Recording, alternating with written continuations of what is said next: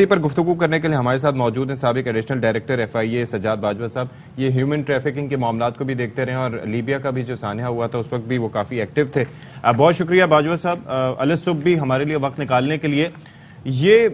There are so many questions. ابھی ظاہر ہے کہ اس حوالے سے اسپیکولیشنز کافی ہیں اور جو ہمارا بیسک نقطہ تھا.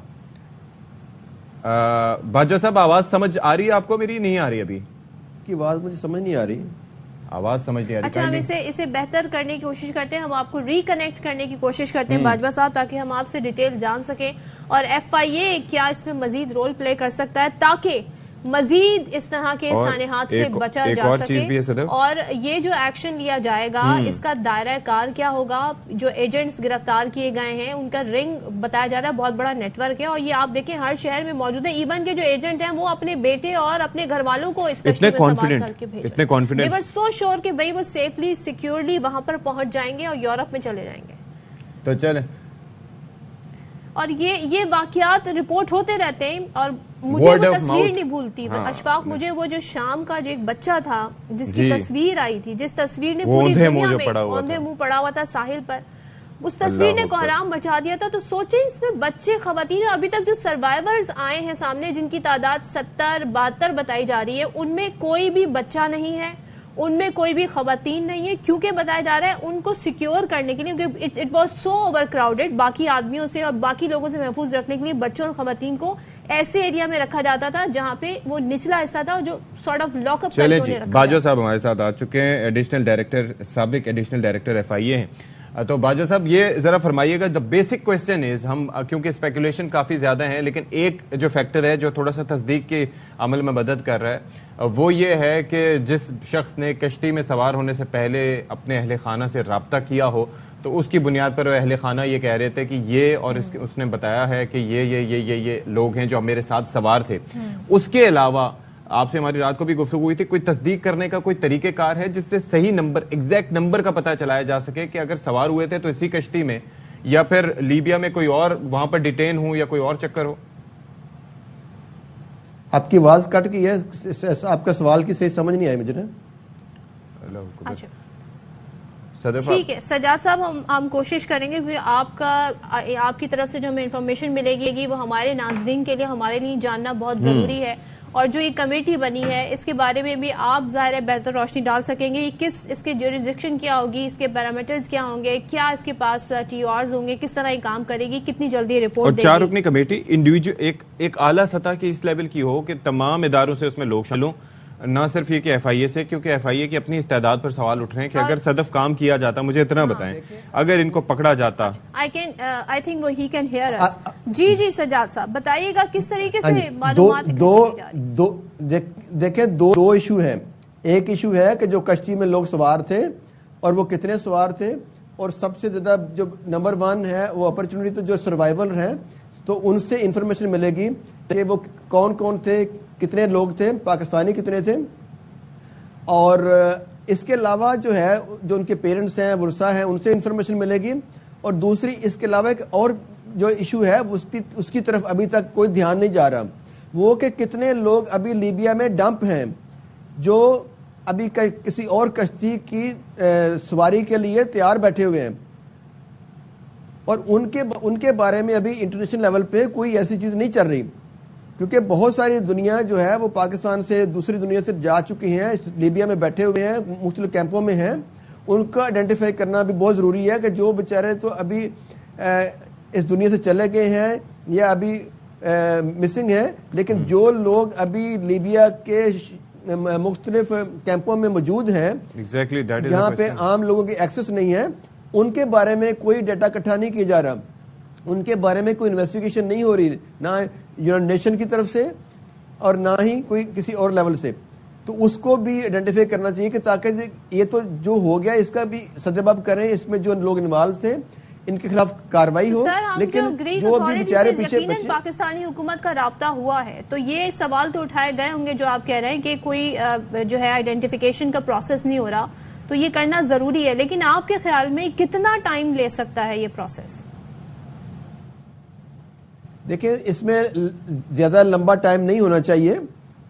ود ان ڈیز یہ آئیڈینٹیفیکیشن ہو جانی چاہیے. اچھا، اور ساتھ میں جو ایجنٹس ہیں ان کی گرفتاری بھی، ایک کی گرفتاری ہوئی ہے، تو یہ تو ایک بڑا سرکل ہے، بڑا رنگ ہے ان کا، اس کے لیے کیا کیے جا رہے ہیں؟ ماضی میں ایسی کوئی مثالیں ہیں کہ اس طرح کی گرفتاریاں ہوئی ہیں اور سزا ہوئی ہو انہیں؟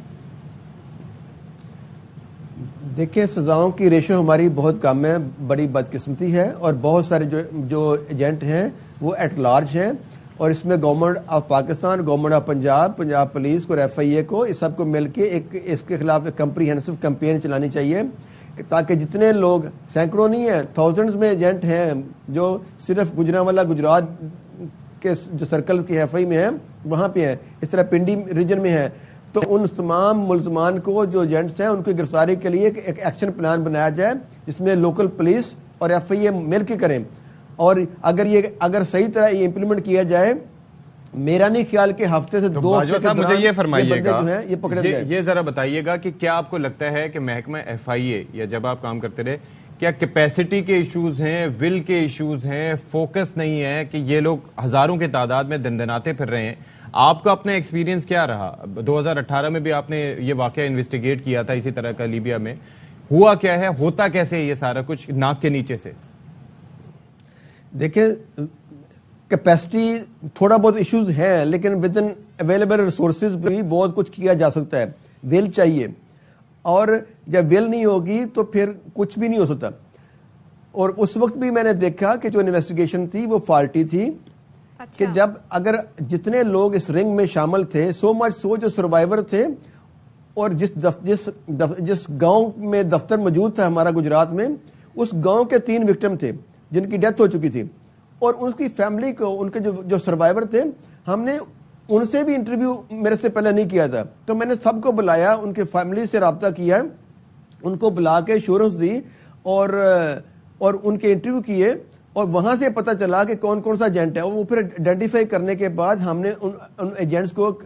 پکڑا۔ ایک کشمیر سے ریلیٹڈ تھا، کوئی گجرات سے تھا، کوئی سرگودا سے تھا، اس ڈفرینٹ جگہوں پہ سے تھے، ہم نے ان ایجنٹس کو پکڑا، اور اس کے بعد بس سے 6 ماہ بعد میری ٹرانسفر ہو گئی اور مجھے وہاں رہنے نہیں دیا گیا، کیونکہ میں وہاں پہ میرے سے خوش کوئی نہیں تھا، نہ تو کوئی لوکل جو، یعنی کہ آپ یہ کہہ رہے ہیں کہ یہ جو ایجنٹس ہیں اتنے طاقتور ہیں کہ ان کے اوپر بھی ایسے تعلقات ہیں کہ انہوں نے آپ کا ٹرانسفر کروا دیا، ایسا؟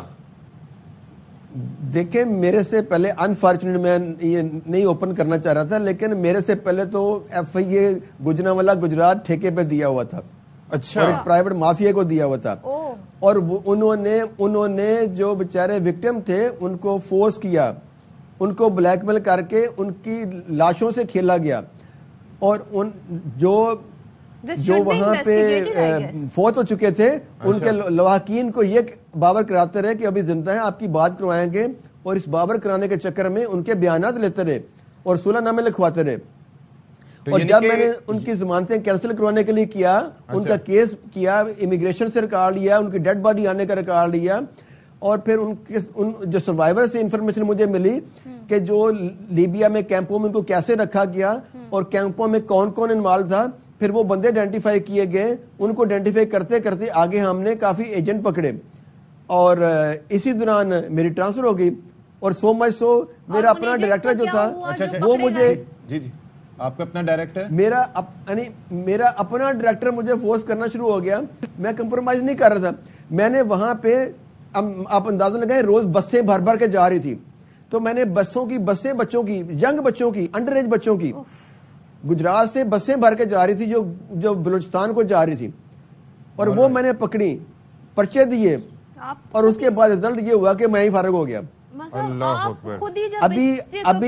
جو ہے، ابھی آپ کی اپنی جاب ہی خطرے میں پڑ گئی، سو یہ تو بھائی ناک کے نیچے سب کچھ ہو رہا ہے، سب کو بتائیے کیا ہو رہا ہے۔ دیکھیں مجھے اسپیشلی بھیجا ہی اس لیے کیا گیا کہ ڈی جی ایف آئی اے نے، اس وقت جو ڈی جی ایف آئی اے تھے، انہوں نے مجھے بھیجا ہی اسپیشلی اس لیے کیا کہ آپ وہاں اس کے خلاف کاروائی کریں گے، لیکن 6 ماہ کے بعد میرا ڈائریکٹر چینج ہوا اور نیا ڈائریکٹر آیا، اور اس سے اینڈ پہ، یعنی کہ محکمے کے اندر بھی کالی بھیڑیں موجود ہیں جن کی ایما کے بغیر، ایگزیکٹلی اوکے۔ اور ابھی بھی دیکھیں، میں رات کو بھی آپ کے پروگرام میں کہہ رہا تھا،